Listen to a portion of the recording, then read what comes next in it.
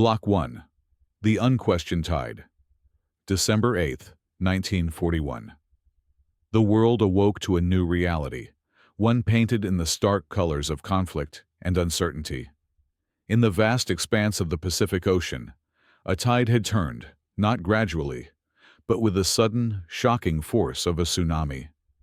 The architects of this new reality, the strategists of the Imperial Japanese Navy, stood at the zenith of their power, their confidence buoyed by a string of seemingly impossible victories. The preceding day, a carefully orchestrated symphony of aerial power had descended upon the American naval base at Pearl Harbor, a place once thought to be an impregnable fortress.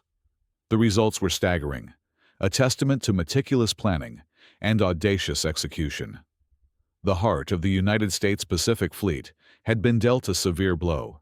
Its great battleships, the pride of a nation, now resting in the shallow, disturbed waters of the harbor. This event, however, was not an isolated thunderclap. It was the opening chord of a grand and ambitious overture. In the weeks and months that followed, the sun seemed to rise only on Japanese triumphs. The Philippines, a cornerstone of American presence in the Far East, fell under the relentless advance. The supposedly impenetrable jungles of Malaya offered little resistance, and the mighty fortress of Singapore, the symbol of British power in Asia, capitulated with astonishing speed. The naval battles in the Java Sea were not contests, but demonstrations of superiority, as Allied fleets were systematically dismantled and sent to the ocean floor. An aura of invincibility began to surround the Imperial Japanese Navy. Their warships were believed to be superior, their sailors and airmen imbued with a unique martial spirit, the Yamato Damashi, that Westerners could neither comprehend nor counter. At the center of this web of strategic brilliance was Admiral Yamamoto, the commander-in-chief of the combined fleet. A complex and often misunderstood figure, Yamamoto was not a man given to reckless gambling, despite the perception fostered by the Pearl Harbor operation.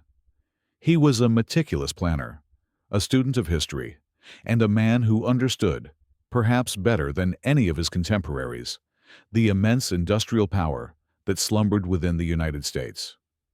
He knew that the victory at Pearl Harbor was not a final blow, but a temporary reprieve. He had, in his own words, awakened a sleeping giant and filled him with a terrible resolve. Therefore, his strategy was predicated on speed and decisiveness.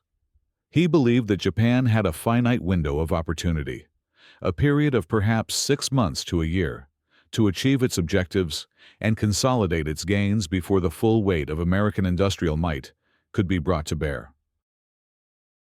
The goal was to inflict such a series of devastating and humiliating defeats upon the United States that its will to fight would be broken, forcing it to the negotiating table to accept a new order in the Pacific. But one crucial element of American naval power had escaped the fires of Pearl Harbor. By a stroke of fortune, the American aircraft carriers were not in port on that fateful December morning. They were at sea, their flight decks representing a mobile, potent threat that could roam the vast Pacific and strike at will. These carriers were the thorns in Yamamoto's side, the one piece on the strategic chessboard that he could not control. They haunted his planning sessions, their very existence a challenge to Japan's newfound supremacy. The daring Doolittle raid in April of 1942, while causing minimal physical damage to Tokyo, was a profound psychological blow. It demonstrated that the Japanese homeland itself was not invulnerable, and that as long as the American carriers remained, Japan could never be truly secure. For Yamamoto, this confirmed the urgent necessity of his ultimate plan.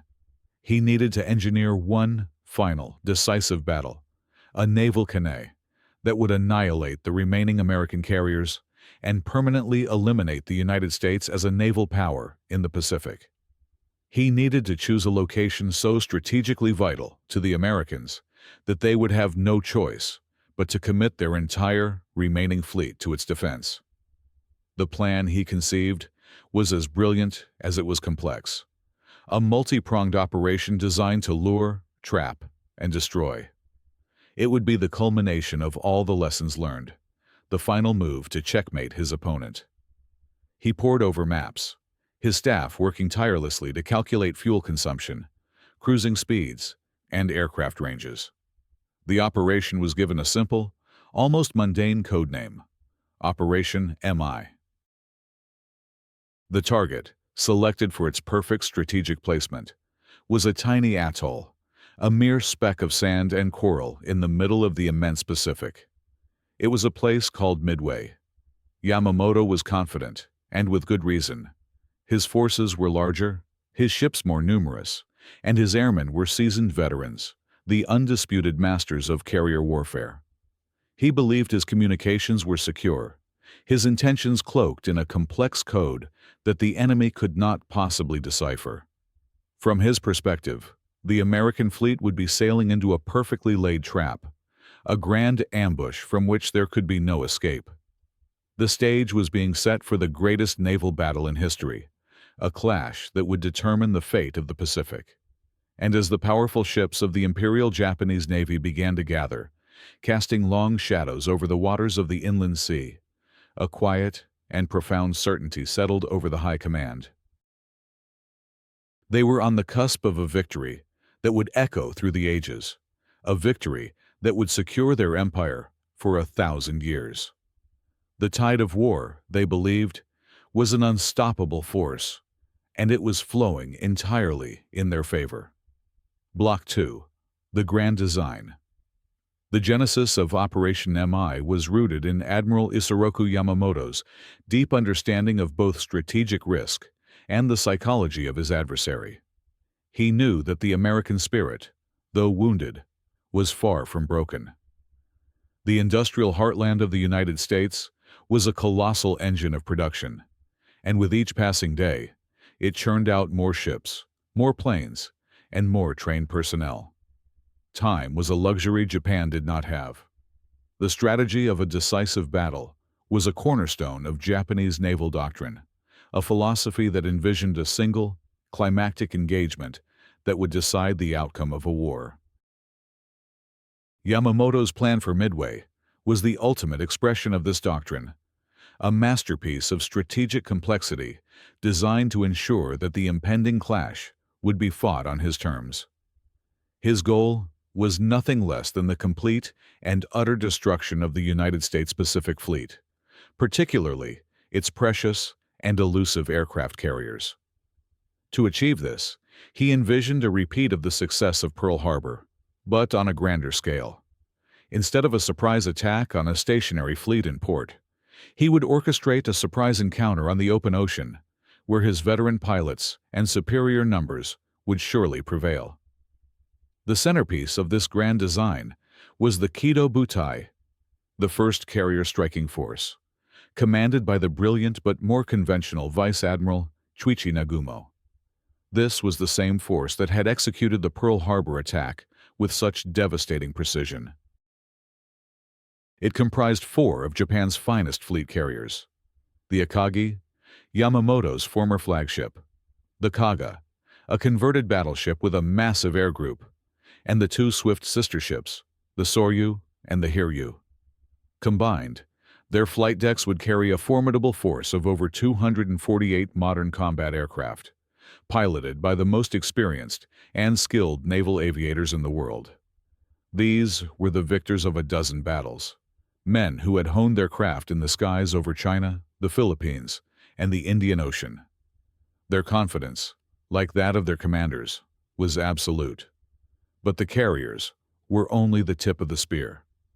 The full scope of Operation MI was staggering, a testament to the immense power the Imperial Japanese Navy could now project across the Pacific.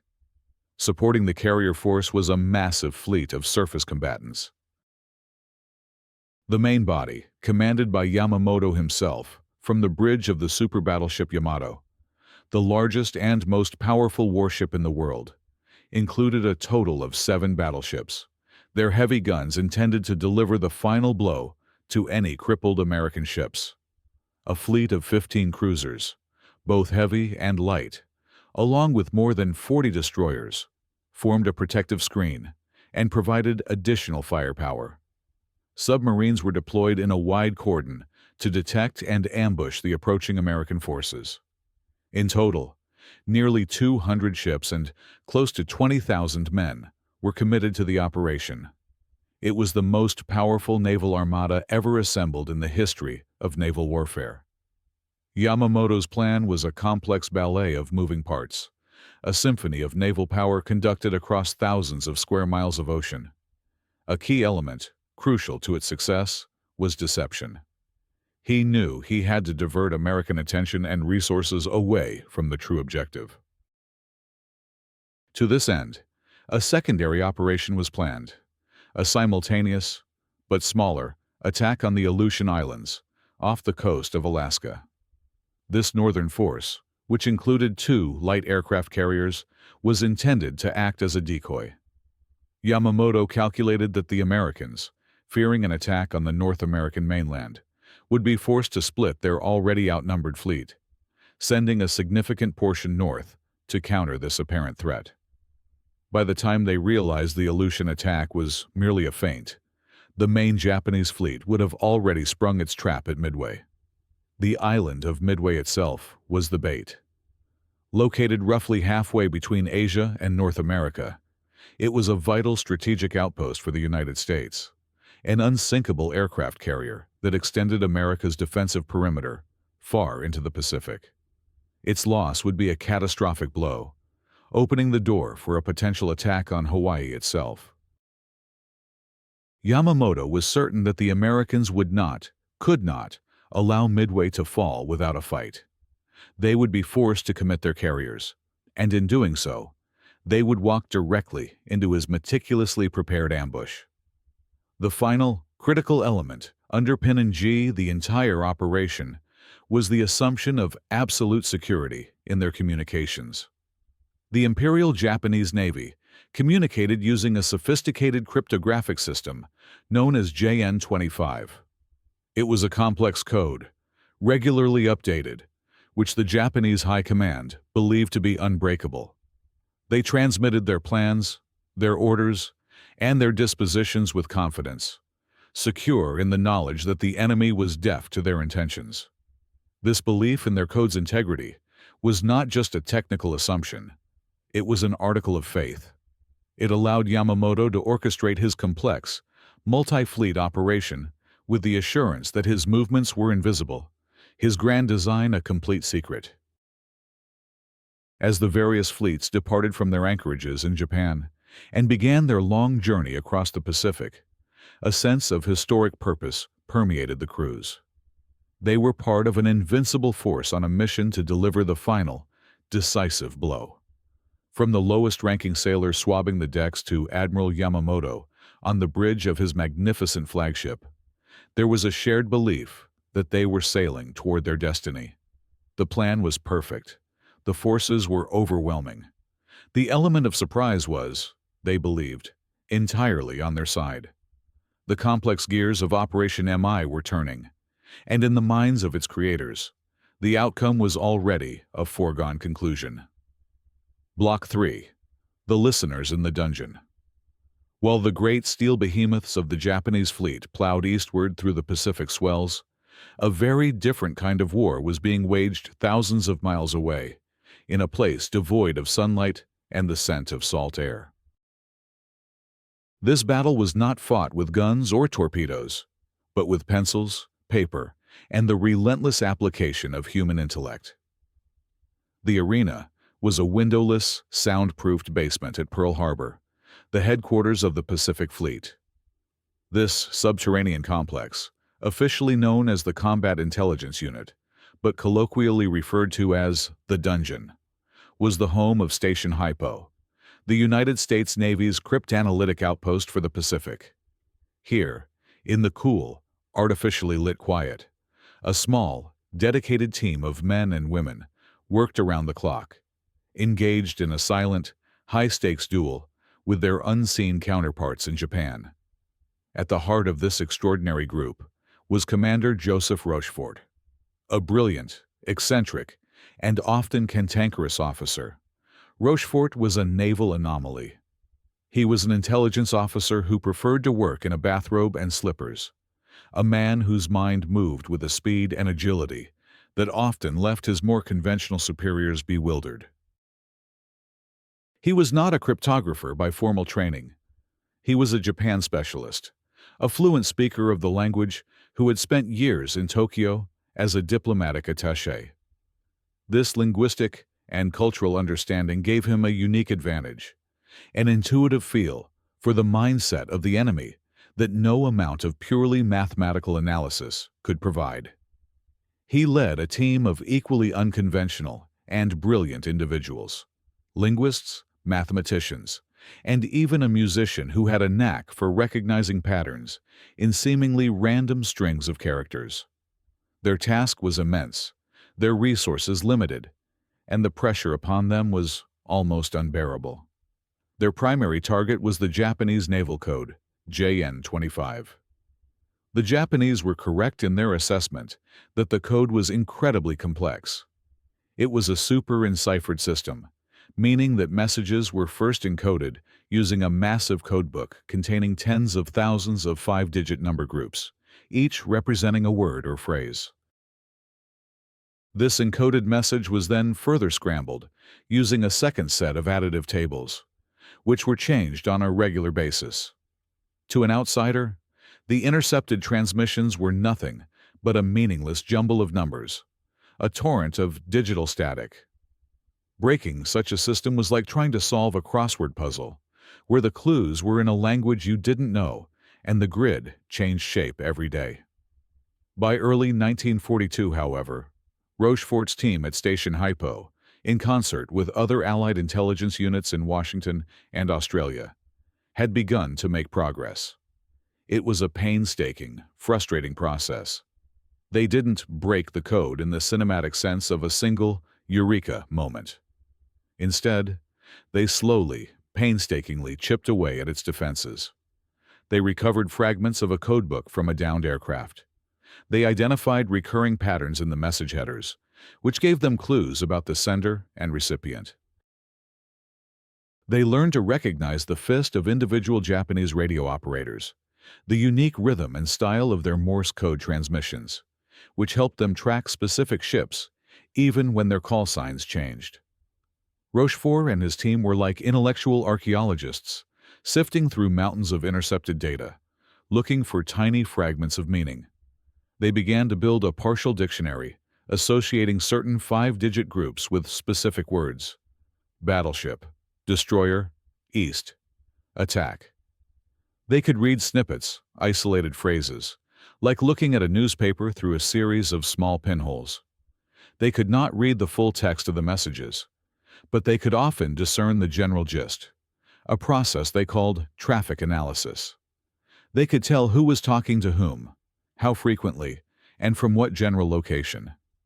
By late spring of 1942, they had made a significant breakthrough.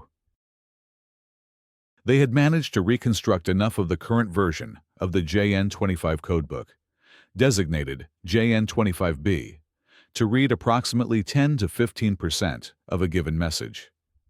It was still a far cry from full comprehension, but it was enough to give them a terrifying glimpse into the enemy's intentions. The volume of intercepted radio traffic began to increase dramatically. Chatter from the combined fleet, from carrier divisions, from invasion forces, all pointed to one inescapable conclusion. The Japanese were planning something massive. A major operation was in the works, an offensive on a scale even larger than Pearl Harbor. Rochefort and his team worked themselves to the point of exhaustion, fueled by coffee and a burning sense of urgency. They slept in their chairs, surrounded by stacks of intercepted messages and scribbled notes. They were the silent sentinels, the unseen listeners in the dark, and they were beginning to hear the faint but unmistakable sounds of an approaching storm. They knew a great fleet was assembling, and they knew it was sailing for a climactic battle. But the most crucial pieces of the puzzle were still missing. Where and when? In the silent hum of the dungeon's ventilation systems, amid the clatter of teletype machines and the intense concentration of its occupants. The fate of the Pacific War was beginning to turn. It was a victory, not yet won, a danger not yet averted. But for the first time, the United States was no longer fighting blind. It had ghosts in the machine, and they were starting to whisper. Block 4. The Enigma of AF.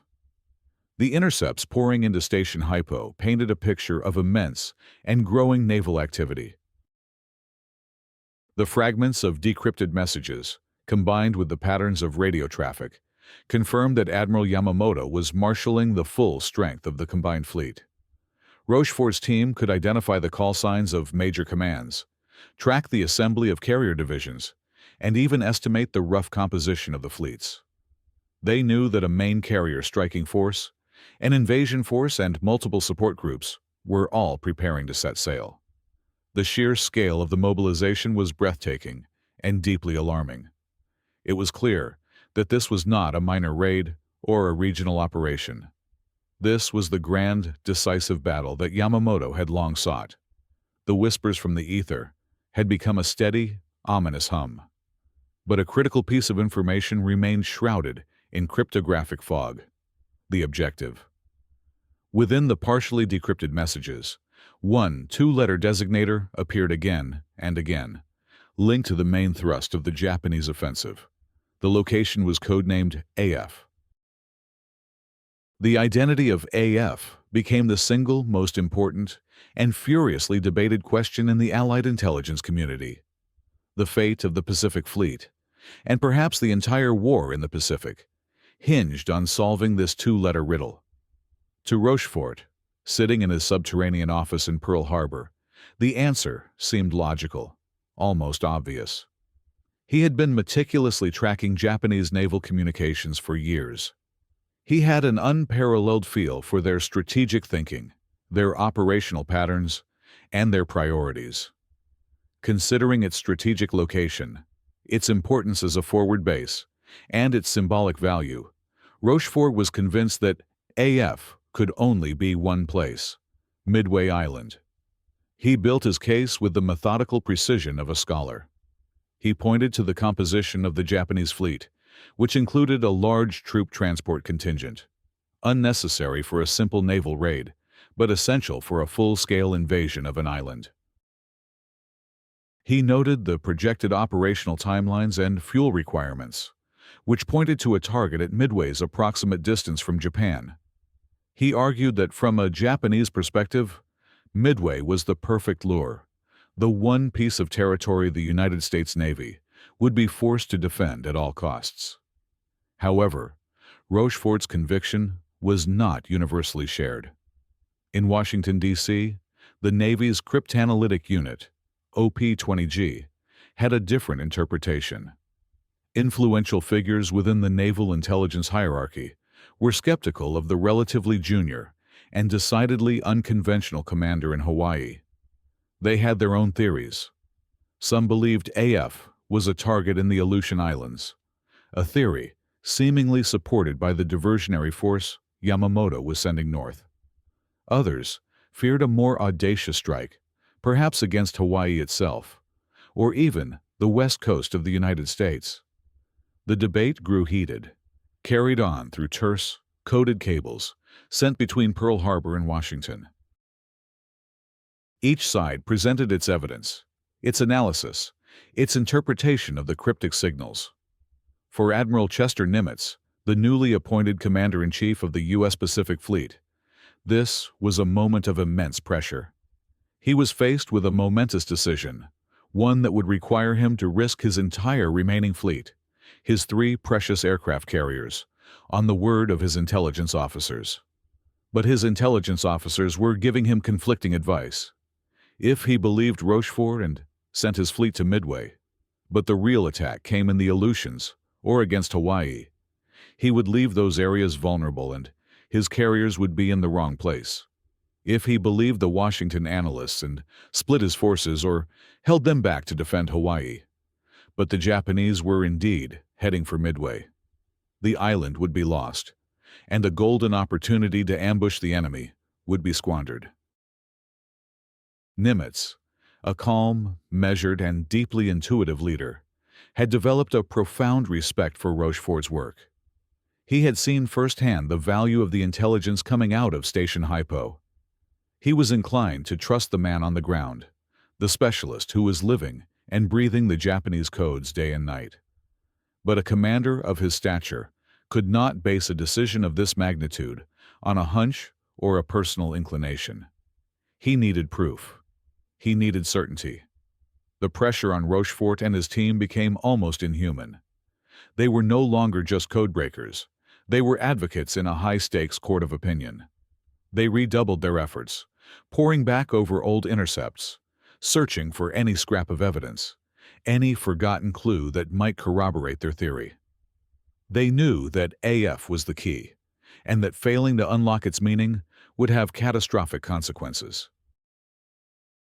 The enigma of AF was more than just a puzzle. It was a fulcrum upon which the entire Pacific War was balanced. In the fluorescent-lit silence of the dungeon, the fate of thousands of lives and the course of history hung suspended, waiting for a definitive answer that the jumbled streams of numbers stubbornly refused to yield. The clock was ticking, and the Japanese fleet was already at sea. Block 5. The Water Gambit. The debate over the identity of AF reached a critical impasse. Commander Joseph Rochefort remained adamant that it was Midway, while powerful voices in Washington continued to express doubt and propose alternative targets. Admiral Nimitz, needing to make a decision that would commit his entire fleet, required more than a well-reasoned theory. He needed undeniable proof. The atmosphere in Station Hypo was thick with tension. The team knew they were right, but they were struggling to provide the cast-iron certainty their commander needed. It was in this moment of intense pressure that one of the most ingenious and elegantly simple deceptions in the history of intelligence was born.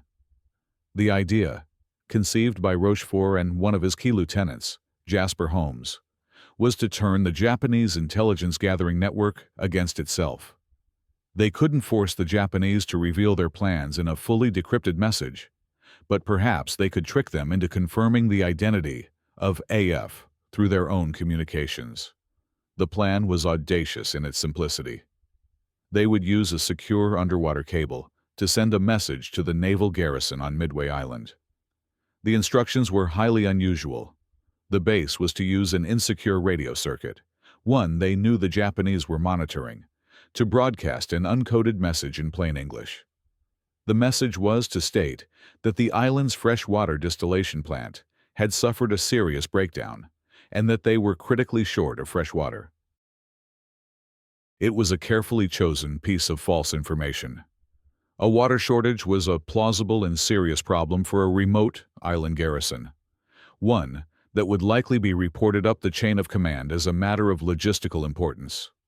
The key was to make the bait believable. Rochefort and his team then settled in for the most agonizing wait of their careers.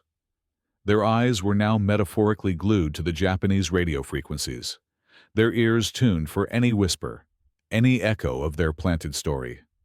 They had cast their lure into the vast ocean of enemy communications, and now they had to wait and see if there would be a bite. The silence was deafening. For one day, then two, there was nothing. The routine Japanese naval traffic continued, but there was no mention of Midway's supposed water problem. Doubts began to creep in. Had the Japanese not picked up the message? Had they dismissed it as unimportant? Or, in the worst-case scenario, had they suspected a trick? The pressure on Rochefort mounted with each passing hour. The Japanese fleet was drawing ever closer, and Nimitz was waiting for his final confirmation before setting his own forces in motion. Then, it came. A junior radio intelligence officer, scanning the endless stream of intercepted 5-digit code groups, picked up a message. It was a routine transmission from a Japanese listening post in the Marshall Islands, being relayed to the main fleet command. As the decrypts began to filter through the painstaking process of analysis and partial translation, a wave of electric excitement surged through the dungeon. The message was short and to the point. It reported that AF was experiencing a shortage of fresh water. The trap had been sprung. The Japanese, believing they had intercepted a valuable piece of authentic intelligence about the state of their intended target, had dutifully reported the information up their own chain of command, using the very code the Americans were desperate to understand. They had, in effect, translated the American deception into their own secret language, confirming with absolute certainty what Rochefort had suspected all along. AF was Midway. The moment the confirmed translation was placed on Rochefort's desk was a moment of quiet, profound triumph. There were no cheers, no loud celebrations in the somber, focused atmosphere of the dungeon.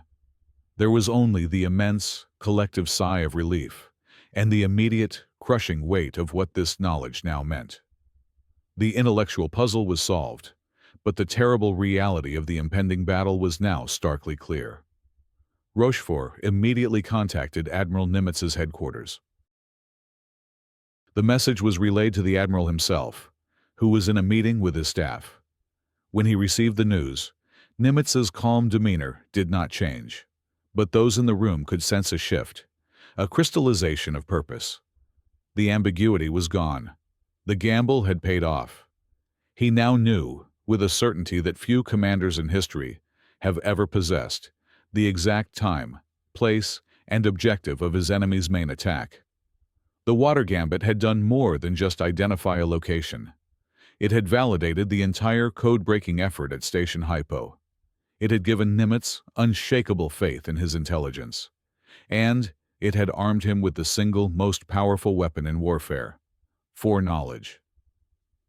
While the Japanese fleet continued its majestic, confident advance across the Pacific, believing their plans to be perfectly secret, their fate was already being shaped by a single, innocuous radio message about a non-existent water shortage. The balance of power in the Pacific had just decisively shifted, not in a clash of steel, but in a silent, brilliant battle of wits. Block 6, a 72-hour miracle. With the confirmation that AF was indeed Midway, Admiral Chester Nimitz was no longer dealing with hypotheticals. He had a concrete intelligence picture: the date of the impending attack, around the 4th of June, the composition of the Japanese fleet, a massive force centered on 4 heavy aircraft carriers, and the enemy's overall strategy, including the diversionary attack on the Aleutian Islands. He knew the enemy was coming, and he knew where they would be. This foreknowledge was an unprecedented advantage, but it also highlighted the terrifying disparity in forces. On paper, Nimitz's situation was dire. He could muster only 3 aircraft carriers to face the 4 of Nagumo's Kido Butai. The Japanese carriers were accompanied by a fleet of modern battleships, heavy cruisers, and destroyers that vastly outnumbered Nimitz's own surface combatants. The Japanese pilots were the victors of a dozen campaigns, supremely confident and highly experienced. The American forces, by contrast, were still reeling from the losses of the preceding 6 months. Morale was fragile, and many of their pilots were relatively green.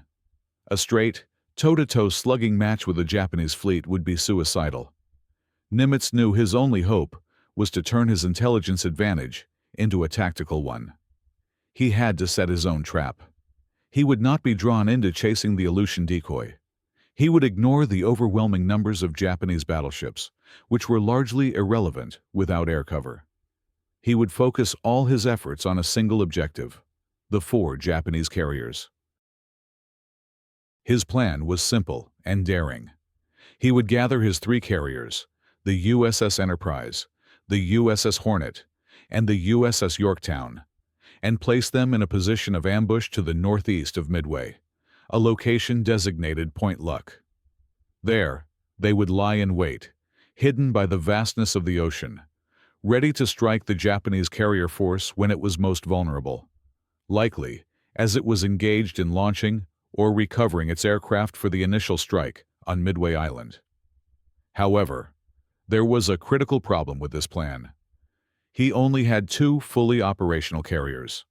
The USS Enterprise and USS Hornet were ready for action, but his third, the USS Yorktown, was in a sorry state.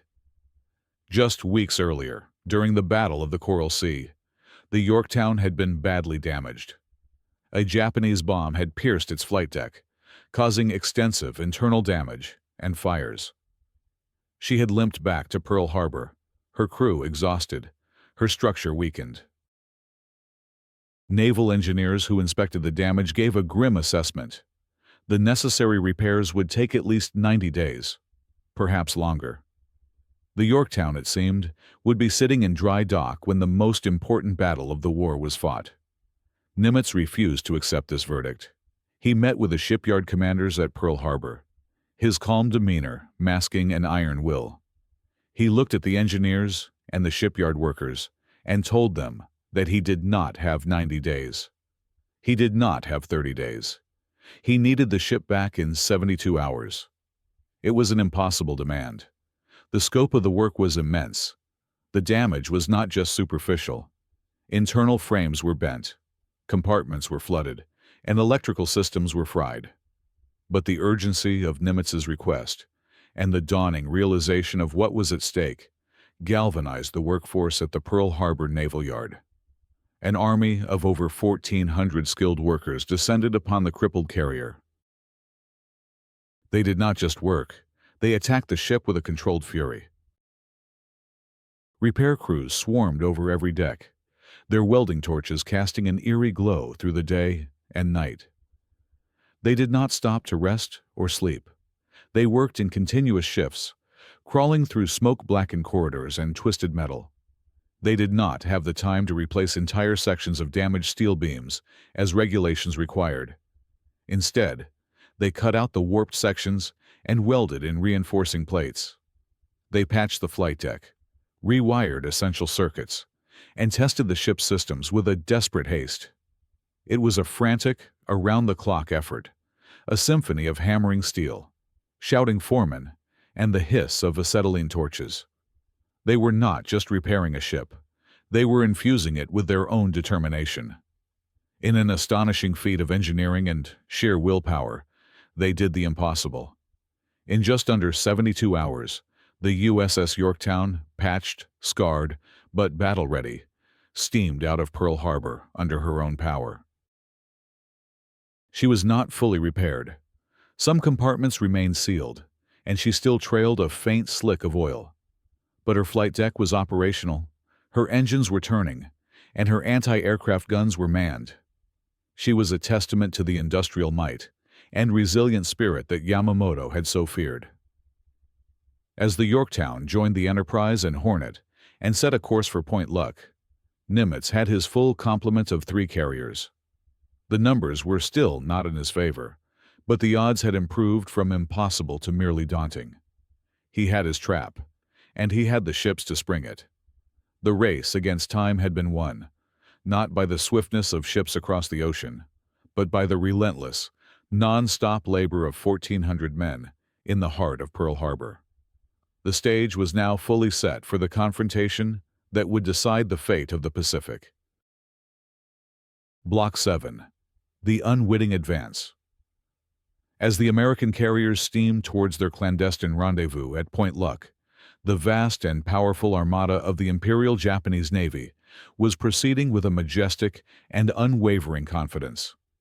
The various components of Operation MI, spread across hundreds of miles of the North Pacific, were converging on their designated positions with the clockwork precision for which the Japanese military was renowned. From the bridge of the super battleship Yamato, positioned some 300 miles behind the carrier strike force, Admiral Yamamoto presided over his grand design. Surrounded by his staff, he monitored the progress of his fleets, secure in the belief that everything was unfolding exactly as he had planned. The radio silence maintained by his main combat units was a comforting sign of discipline, and the reports he did receive confirmed that the element of surprise was intact. The Northern Force had commenced its attack on the Aleutian Islands, bombing Dutch Harbor in a display of aerial strength. Yamamoto waited for the anticipated American reaction, the panicked diversion of naval forces northward to meet this threat. He was certain that Admiral Nimitz would take the bait, splitting his already weakened fleet and playing directly into the larger Japanese strategy. He had no way of knowing that Nimitz, armed with the priceless intelligence from Station Hypo, had dismissed the Aleutian attack as the feint it was, keeping his carriers focused on the true objective. Leading the charge, far ahead of Yamamoto's main body, was the Kido Butai, Vice Admiral Chuichi Nagumo's fearsome quartet of aircraft carriers. The Akagi, Kaga, Soryu, and Hiryu sailed in a tight, well-screened formation, a compact fist of naval air power. On their decks sat the finest naval aircraft in the world, and in their ready rooms were the pilots who had dominated the skies since the first day of the war. Their mood was one of supreme self-assurance, bordering on arrogance. They had faced the British, the Dutch, and the Americans, and had emerged victorious every single time. They had no reason to believe this battle would be any different. They expected to encounter some resistance, of course, but the idea that the American fleet could pose a serious, existential threat to the Kido Butai was simply not considered. Nagumo's operational plan for the morning of June 4th was straightforward. He would launch a powerful first wave of aircraft to attack Midway Island, neutralize its air defenses, and soften it up for the impending invasion. He would hold a second wave of aircraft in reserve on his carrier decks. This second wave was armed with torpedoes and armor-piercing bombs, specifically configured to attack enemy warships. If American naval forces were detected, this reserve force could be launched immediately to deal with them. The plan was sound, logical, and based on the best intelligence the Japanese possessed. Their intelligence, however, was dangerously flawed. They believed that only 2 American carriers were likely to be in the area, and that these carriers were still somewhere near the Solomon Islands, far to the south. The possibility that 3 American carriers were not only present, but were actively lying in wait just over the horizon to their northeast was a contingency for which they had not planned. Aboard the Japanese ships, life proceeded with a calm, professional routine. The sailors performed their duties, the pilots checked their aircraft, and the officers reviewed their charts. There was a palpable sense of anticipation, the feeling of being on the verge of a great and historic victory. The sea was calm, the weather was clear. The conditions were perfect for the execution of their meticulously crafted plan. As the Japanese fleet sailed through the final night of its approach, it remained blissfully unaware of the unseen trap that was closing around it. They were the hunters, closing in for the kill, never suspecting that they themselves were the hunted. Their submarine cordon, which was supposed to have been in place to detect any approaching American ships, had been deployed late, allowing the American carriers to slip past them undetected.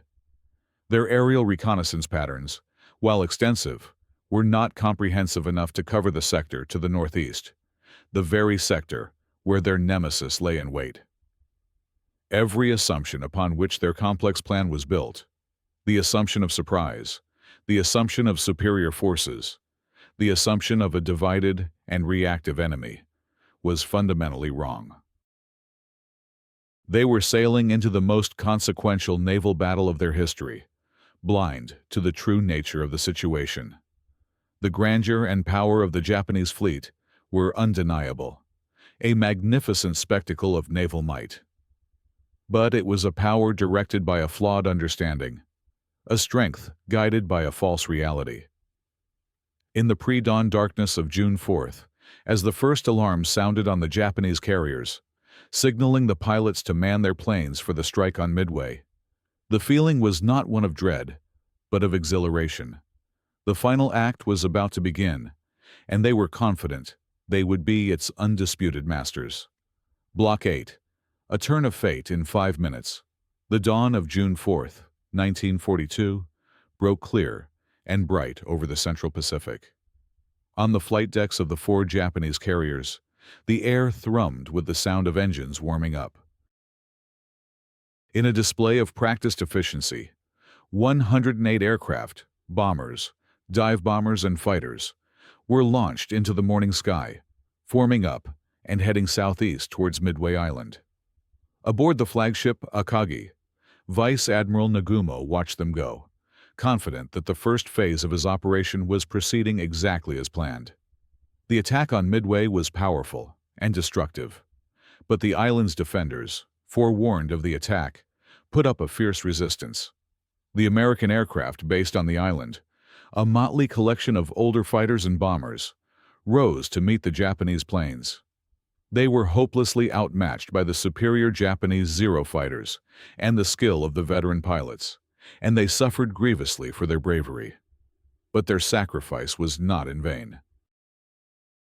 It forced the Japanese commander of the airstrike to send a message back to Nagumo. Midway's defenses were stronger than anticipated, and a second strike would be necessary to neutralize the island before an invasion could proceed. This message arrived at a critical moment for Nagumo. His aerial patrols had so far found no sign of any American ships. The logical course of action was to rearm the reserve aircraft on his decks for another land attack. The torpedoes and armor-piercing bombs intended for ships were painstakingly removed from the planes and replaced with high-explosive fragmentation bombs suitable for attacking ground targets. It was a laborious and time-consuming process, filling the hangar decks with ordnance, fuel lines, and busy deck crews. It was at this precise moment of vulnerability that a scout plane, which had been delayed in its launch, sent a shocking report. An American fleet, including at least one aircraft carrier, had been spotted. The news threw the Japanese command into a state of turmoil. Nagumo was now faced with a terrible dilemma. His first strike was on its way back, low on fuel and ammunition, and needing to land. His reserve aircraft were armed with the wrong type of bombs for a naval attack, and an American carrier was somewhere out there, a direct threat to his own fleet. Nagumo made a fateful decision. He would wait to recover his returning Midway strike force before rearming his reserve planes with torpedoes and launching a coordinated attack against the American ships. This meant another delay, another cycle of rearming aircraft on decks crowded with fuel and munitions. Meanwhile, the American carriers had already begun to launch their own strikes. From the decks of the Enterprise, Hornet, and Yorktown, squadron after squadron of aircraft took to the air. The first to find the Japanese fleet were the torpedo bomber squadrons. Flying low and slow, these aircraft were tragically vulnerable. Without adequate fighter protection, they flew into a maelstrom of anti-aircraft fire and a swarm of Japanese Zero fighters. One after another, the American torpedo planes were shot out of the sky. Their attacks were courageous to the point of being suicidal, and they failed to score a single hit. Yet, their sacrifice had a profound and unforeseen consequence.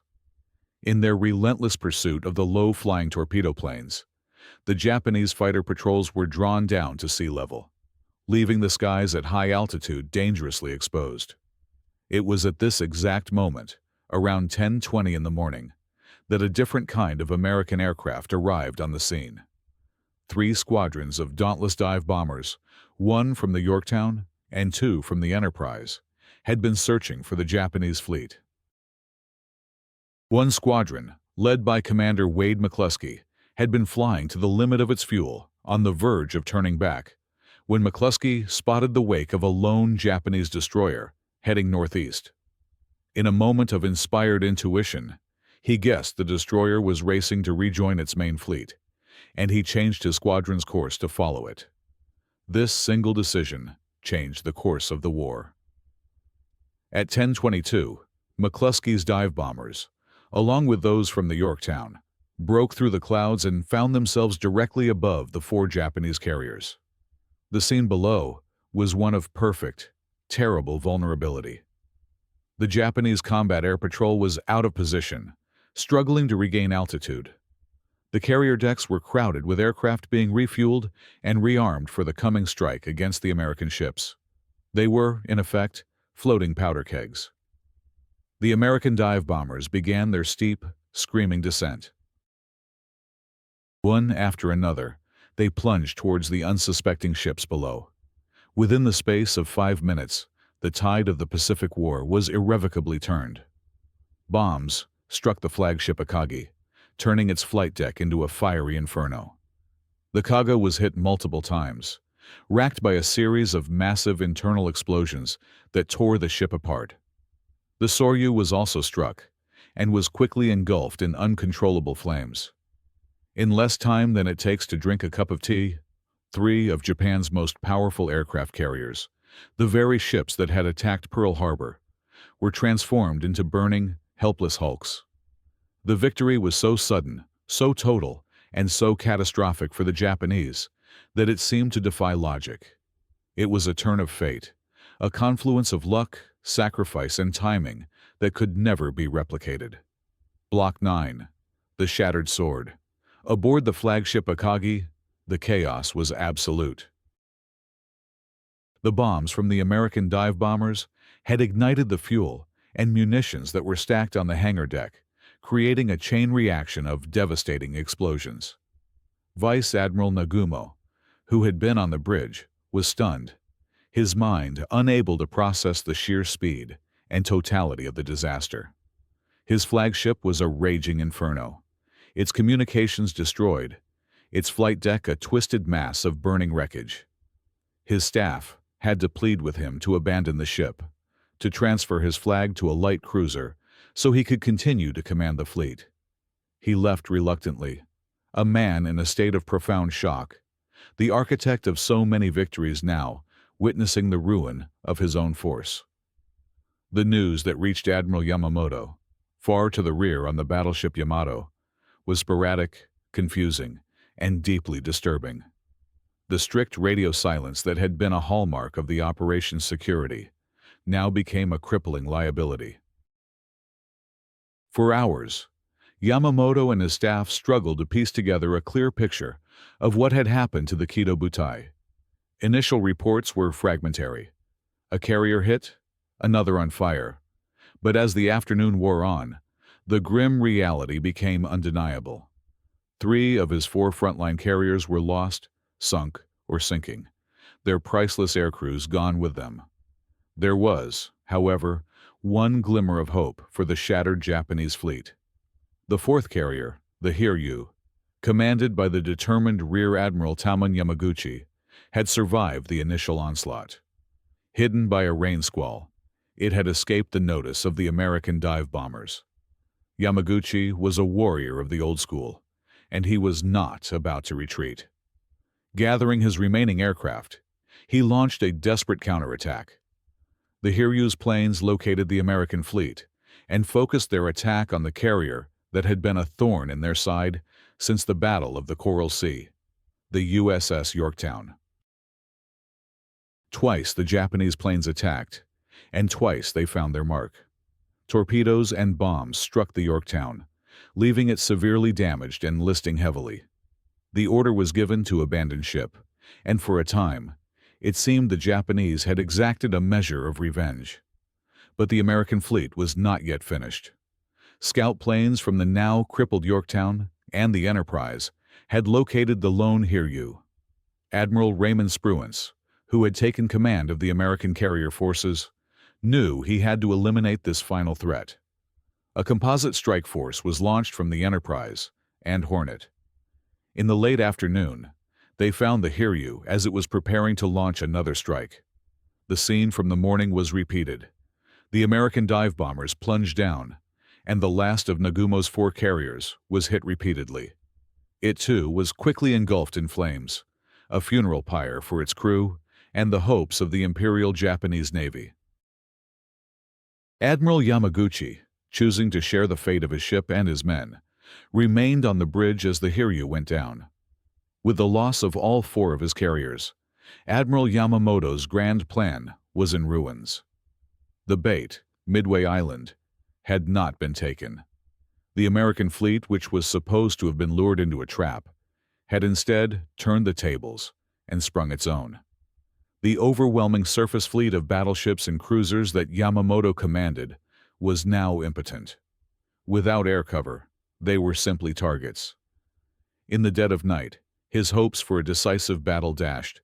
Yamamoto made the painful and humiliating decision. He issued the order for a general retirement. The invasion of Midway was cancelled. The fleets, which had set out with such high hopes and confidence, turned back towards Japan, not as conquerors, but as the remnants of a defeated force. For the Japanese command, the psychological impact was as devastating as the material losses. The myth of their invincibility, forged in the fires of Pearl Harbor and a dozen other victories, had been shattered in the space of a single day. They had lost not only 4 of their best carriers, but also over 3,000 men, including a huge number of their most experienced and irreplaceable veteran pilots. The sword of the Japanese Navy had been broken. As the Japanese ships retreated westward, they were shadowed by the victorious American forces. The USS Yorktown, though abandoned, stubbornly refused to sink. A salvage crew was put back on board, and it seemed the ship might be saved. But a lurking Japanese submarine found the crippled carrier and its escorting destroyer, and a final salvo of torpedoes sent both ships to the bottom. The loss of the Yorktown was a blow, but it could not diminish the scale of the American victory. The United States had lost 1 carrier, but its vast industrial base could and would replace it many times over. Japan, on the other hand, had suffered a blow from which its naval air arm would never fully recover. The initiative in the Pacific had changed hands. From this moment forward, the relentless tide of Japanese expansion would be halted, and the long, arduous path of an American counteroffensive would begin. Block 10. A legacy forged in silence. The Battle of Midway, fought over the skies and seas of the Central Pacific in early June of 1942, was more than just a naval victory. It was a fundamental turning point in the Second World War. Its outcome reshaped the strategic landscape of the Pacific, marking the high watermark of Japanese expansion and signaling the beginning of the end for the empire's ambitious designs. The material losses for Japan were staggering and ultimately irreplaceable. The 4 fleet carriers, Akagi, Kaga, Soryu, and Hiryu, were not just ships. They were the core of Japan's naval power, the platforms from which it projected its military might across the ocean. With their loss went nearly 250 aircraft and, most critically, the vast majority of their highly trained, combat-experienced air crews. These were the pilots who had perfected the art of carrier warfare, the veterans of China, Pearl Harbor, and the Indian Ocean. They were an elite cadre that Japan's training programs, lacking in resources and scale compared to those of the United States, could never hope to replace. The United States, by contrast, lost 1 carrier, the valiant USS Yorktown, and a smaller number of aircraft and personnel. While a painful loss, it was a sustainable one. America's industrial engine was just beginning to hit its stride. For every ship lost, a dozen more were being laid down in shipyards across the country. For every pilot lost, hundreds of new ones were graduating from flight schools. Midway bought the United States the one thing it needed most: time. It stemmed the tide of defeat and provided the crucial breathing room for American industrial and military power to mobilize and eventually overwhelm its adversary. From Midway forward, the United States would be on the offensive, beginning with the brutal campaign for Guadalcanal and the Solomon Islands, island hopping its way across the Pacific towards the Japanese homeland. But the legacy of Midway extends far beyond the battlefield. It stands as a timeless testament to the power of intelligence. The victory was not won primarily by the courage of its sailors and airmen, though that was present in abundance. It was not won by superior numbers or technology, as the Americans were inferior in both. The Battle of Midway was won, first and foremost, in the quiet, windowless basement of Station Hypo in Pearl Harbor. It was a victory for the codebreakers, the linguists, and the analysts who, through tireless dedication and intellectual brilliance, managed to read the enemy's mind. Commander Joseph Rochefort and his team gave Admiral Nimitz the ultimate weapon: certainty. Knowing the enemy's intentions, his target, his timetable, and his order of battle allowed Nimitz to overcome his numerical inferiority and craft a strategy that was both daring and devastatingly effective. After the war, a Japanese staff report, analyzing the causes of their catastrophic defeat, came to a stark and revealing conclusion. They wrote, in essence, that Midway was lost before the first shot was fired. This acknowledgement from the defeated side serves as the most powerful epitaph for the battle. It recognizes that the decisive action did not take place on the decks of the carriers or in the skies above the Pacific, but in the silent, intellectual struggle to decipher a stream of 5-digit numbers. The story of Midway is a humanistic one at its core. It is a story of how ingenuity can triumph over brute force, how a small group of dedicated individuals, working in obscurity, can alter the course of history. It underscores the profound truth that in any conflict, the most powerful blows are often struck not by the largest armies, but by the keenest minds. The quiet, unseen work of Rochefort's team saved countless lives by shortening the war. Their success was so complete and so critical to the war effort that their very existence and their methods remained one of the most closely guarded secrets for decades after the war ended. They were the silent heroes of the Pacific War, their contribution largely unknown to the public for whom they fought. Today, the Battle of Midway is remembered as the incredible victory, a seemingly miraculous turning of the tables against overwhelming odds. But it was not a miracle. It was the direct result of human courage, sacrifice, ingenuity, and the profound realization that knowledge, in its purest form, is power. It is a legacy forged in silence, a lesson written in code, and a turning point that forever defined the course of history in the 20th century.